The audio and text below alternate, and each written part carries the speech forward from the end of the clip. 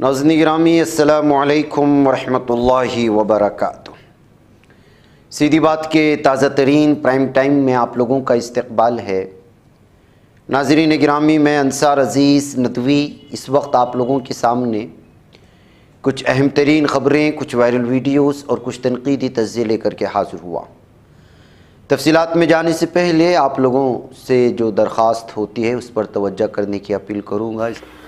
नाज़रीन गिरामी, 2-3 वीडियो शुरुआत में मैं आप लोगों के सामने रखना चाहता हूँ और आपको बताना चाहता हूँ कि माइंड सेट मुसलमानों को लेकर के एक आम हिंदू में इस वक्त बिलखुसूस यूपी में जो बना है कि गलती हिंदू भी कर रहा है और उसको जब तक मुसलमान या मुसलमानों से जोड़ करके ब्लेम नहीं किया जाता तब तक इनको जो है सुकून मैसर नहीं होता।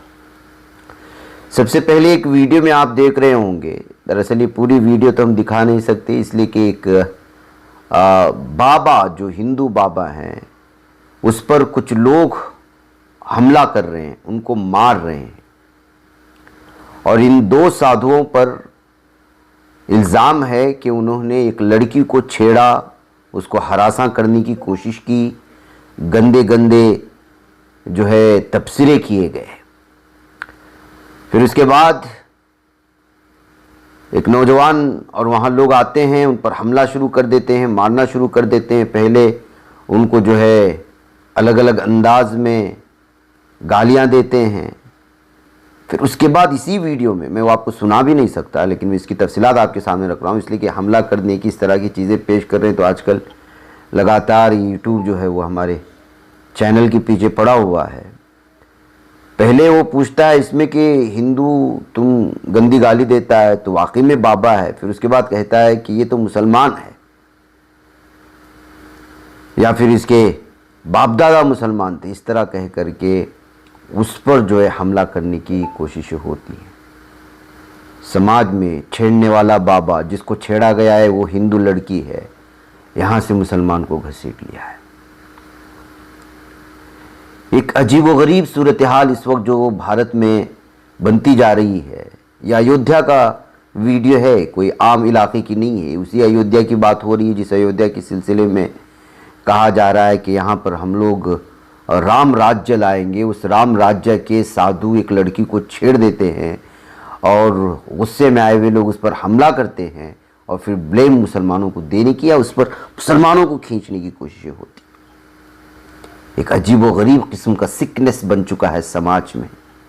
इसको थेरेपी की ज़रूरत है, इसको नॉर्मलसी पर लाने के लिए, वापस लाने के लिए एक उस थेरेपी की ज़रूरत है जिसमें मुसलमानों के तय पैदाशुदा नफ़रत को ख़त्म किया जाए। अब देखिए एक और वीडियो पंजाब की मानसा नामी इलाके की आ रही है और उसके बाद जो ये गौरक्षक नामी कुछ गुंडों ने इन सिख ड्राइवर्स को रोक लेते हैं। ये गौरक्षक नाम की अब तो दहशतगर्द बन चुके हैं। आप जानते हैं किस कदर दहशत फैलाते हैं लोग, उन पर हमला किया जाता है और फिर यहां पर भी मुसलमानों को घसीटने की कोशिशें होती हैं।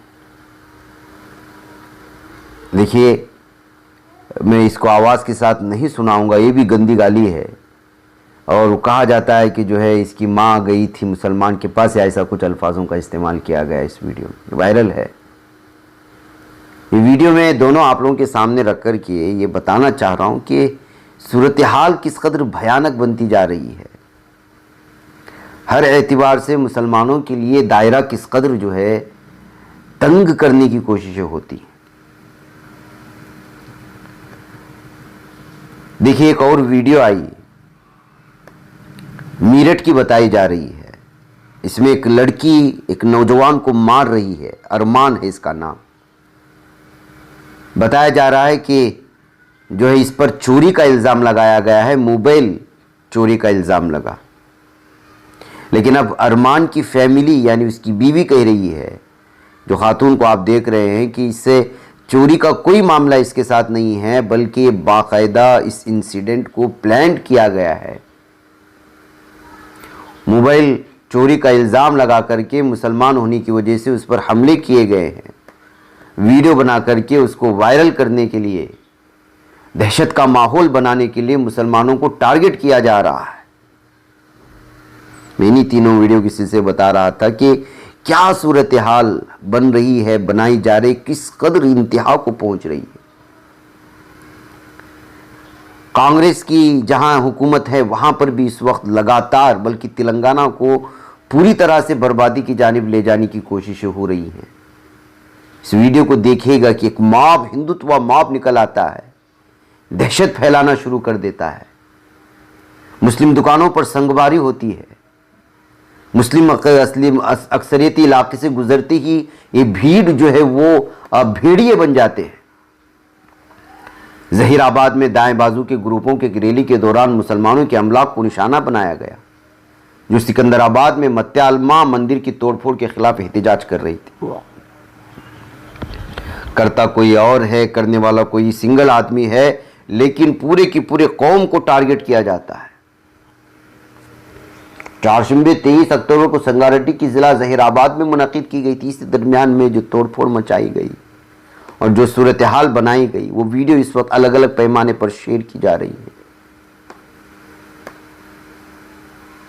कांग्रेस अगर हिंदुत्ववादी जहनियत के हामिल इन दहशतगर्दों को, गुंडों पर अगर लगाम नहीं लगाई तो कल तेलंगाना की सूरत हाल किस कदर भयानक हो सकती है, इसका अंदाज़ा लगा सकते हैं। कहते हुए इस वीडियोस को शेयर करने की कोशिशें हो रही हैं कि जो शख्स गलती किया है, जिसने गलती किया है, जिसने तोड़फोड़ मचाई है, उसके खिलाफ कार्रवाई होने के बजाय ये हिंदुत्व भेड़िए अलग अलग नाम से जो है रैलियाँ निकालते हैं और मुसलमानों की दुकानों को टारगेट बनाया जाता है। ये कहते हुए इस पर जो है इस वक्त अलग अलग तबसरों के साथ तेलंगाना के अलग अलग ट्विटर्स और सोशल मीडिया हैंडलर्स के अलग अलग अकाउंट्स में ये तमाम चीज़ें शेयर करने की कोशिशें हो रही हैं। नाज़रीन में आइए एक और ख़बर की जानिब बढ़ते हैं। देखिए कि क्या सूरत हाल इस वक्त जो है भारत में जराइम के एतबार से इंसानियत को मार देने वाली चीज़ें पेश आ रही। हालत नशा में माँ ने 10 माह के बच्चे को फ़रोख्त कर दिया है 90,000 रुपये में।